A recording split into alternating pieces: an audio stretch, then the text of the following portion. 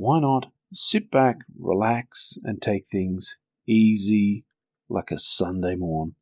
I'm your host, Shane Lockwood, and this is episode 82. I'd like to welcome you to the show and welcome back to all those who listen on a regular basis. Welcome to 2020, and I know I'm a little bit late by about 28 days or so for welcoming you to the new year, but them's the breaks, and I'm recording this now, so we'll do this now. As a little bit of housekeeping, I'm going to just let you know that I'm going to be doing a series of shorter episodes. So rather than doing like the 30-minute long episodes, I'm going to be doing around the 5 to 10 minute mark, episodes that are focused on a particular topic. Today I'm doing The Watchmen, The Witcher, and The Good Place, and hopefully you may have picked up that is supposed to phonetically sound like The Lion, the Witch, and the Wardrobe.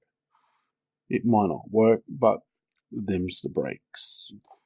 And I'm going to be talking about these TV series and recommending that you watch each and every one of them because they are fantastic.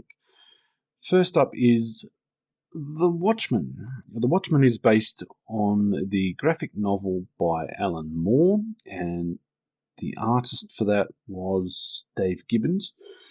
And it was I think it's perpetually the best-selling graphic novel in all the, not just graphic novel, but novel of all time, I think. You might correct me on that one. I don't know whether it outsells the Bible, but it does really, really well. It's been on the number one bestseller list for like 20 years or so. It'd be longer than that. I think it came out in the 1980s. But the story is a parallel version of the 1985, where Richard Nixon didn't go through Watergate and they removed the term limits, so he was a perpetual president. And it's basically a send-up of and mockery of the superhero genre. And they made a movie which basically stripped out the core premise of the entire graphic novel. And it's not a bad movie, it just doesn't have the intricacy and rewatchability or rereadability that the graphic novel has. The TV series is set 34 years after the events of the graphic novel, but because there's a lot of time travel, not really time travel, but it shows you segments of the past to show what's going on in the future. And you've got a character called Dr. Manhattan who can basically be anywhere and everywhere at once. And the TV series starts off in Tulsa, Oklahoma in 1921, which was the Black Wall Street Massacre, and it's a real event that happened. It was basically an attack on black people by the KKK, and the story goes on from there. And you find out that's the creation of a character called I believe it's the Hood, and he was in the graphic novel. You don't find out who he is, and in the Watchmen TV series, it's all about explaining. At least the first season is about explaining who that character actually turns out to be, and it's the main character is one of his descendants, and she goes through and has all sorts of adventures and things like that, and it continues to tell the story. And it's an absolutely fantastic series. It's called The Watchmen, and I heartily recommend it. And next up is The Witcher, starring Henry Cavill as Geralt of Rivia. Geralt is a witcher, as the self-titled show suggests, a witcher is basically someone who hunts monsters for money.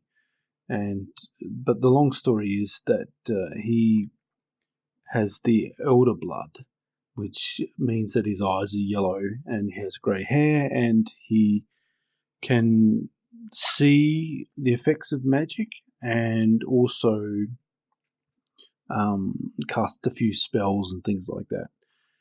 But he's highly trained in swords and other weapons.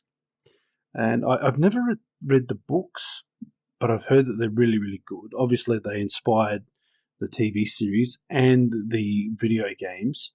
There's 3 or 4 video games based around the world. There's like the first 3 Witcher games. There's a card game called Gwent, and I'm not very good at playing Gwent at all. I don't understand the game itself, but Witcher 3, The Wild Hunt, is a fantastic game. I like it. It's a bit on the gory side, and there is the occasional sex scene, so it is definitely not for kids. And the same goes for the TV series. It's a very adult orientated. This is a guy that swears a lot. He talks to his horse Roach. That's the name of his horse. And he has adventures. There's a bard that follows him around and makes up stories about him, and just generally be's annoying and things like that. But this is set before the video games. I think it's based on either the first book or a series of short stories before the main, which is saga.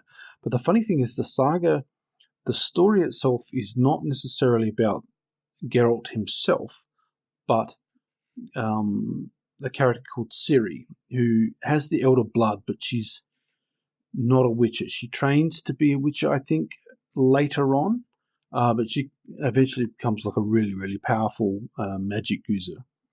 And the same with Yennefer. Yennefer is an on-again, off-again love interest of Geralt, of Rivia, and the connection is that she sacrifices her ability to have kids to transform her body from being severely deformed and crippled back into like a very beautiful woman.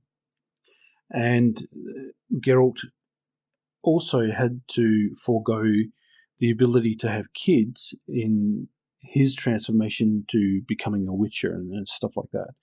But there's a complicated like backstory behind the world itself. It's set in like obviously in a medieval fantasy world where magic and swords are being used and crossbows and all that sort of stuff. People ride horses. But there's also like monsters like werewolves, and people can cast magic and spells and curses, and there's all sorts of stories to it. But it is fairly gory. There's a lot of swearing, sex scenes and things like that. But I think that the TV series is actually faithful to the material. I thoroughly recommend the Witcher TV series and also Witcher 3, The Wild Hunt. The TV series, I binge watched all 8 episodes, I think possibly over like 2 days. Absolutely fantastic. Gets my highest recommendation. Another show that I've been binge watching lately is a show called The Good Place. And it stars Kirsten Bell as a female protagonist, Eleanor Shellstrop, who is recently deceased when the show starts.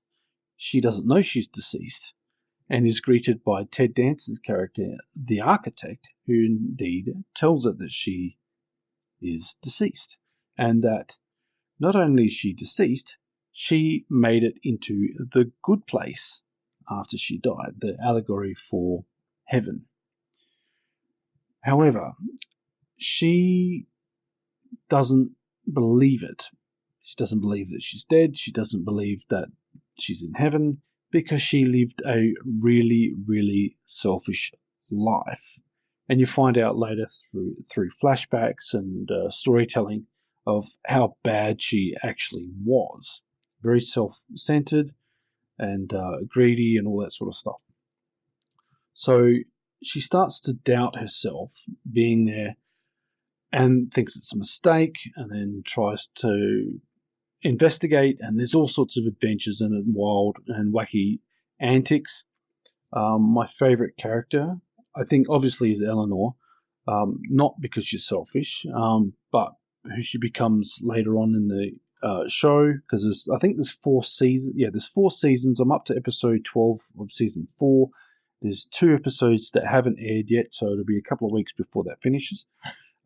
Second favourite character has to be Janet. Janet is like what you call it, like a guide, like almost like an artificial computer-ish robot thing, but not.